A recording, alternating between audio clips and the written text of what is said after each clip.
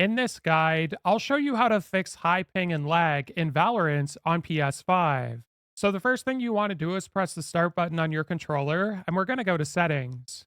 Then what you want to do is scroll on over at the top menu until you get to stats, and you want to turn on network RTT to show both, and same thing goes for packets lost. Now when you go back to in-game, you'll see in the top left corner your current ping, and if you have a look on the right side of your screen, you'll see your ping and packets lost there.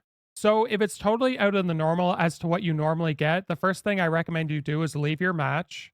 Then once you're on the home menu, you want to press triangle on your controller. Then you want to have a look on the left sidebar, and where it says server, you want this to be on automatic, or if you are going to select a server, that you're choosing one of these lower ping ones, because ultimately, if you're selecting one of these higher ones, you are going to experience lag. Now, once you've done that, you can press the PlayStation button on your controller, and we're going to go home. And then you want to select the settings cogwheel in the top right corner. From here, we're going to go to network, and we're going to go to connection status, and you want to test your internet connection. So if you notice your download or upload speed is unusually low, the first thing I recommend you do is restart your home network by unplugging the power cable for 30 to 60 seconds, and then plug it back in and rerun this test to see if your speeds improve.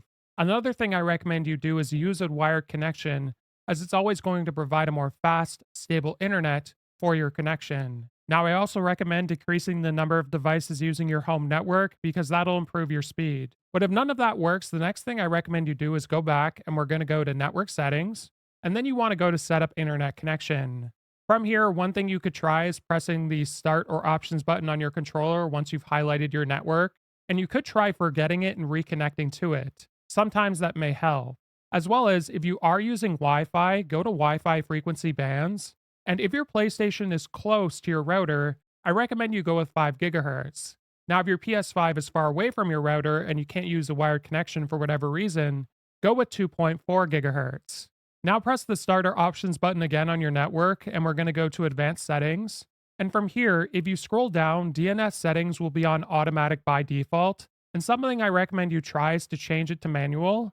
And under primary DNS, one I recommend you try is the Cloudflare DNS, which is 1.1.1.1, with the secondary DNS being 1.0.0.1.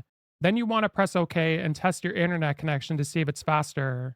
Now, if it's not, you could also try the Google DNS, which is 8.8.8.8, and for the secondary DNS, it's 8.8.4.4. Then, if none of them work and you don't notice any improvements in your speed, you can always change your DNS settings back to automatic and save these settings. If this guide was helpful, like and subscribe, and we'll see you in the next one.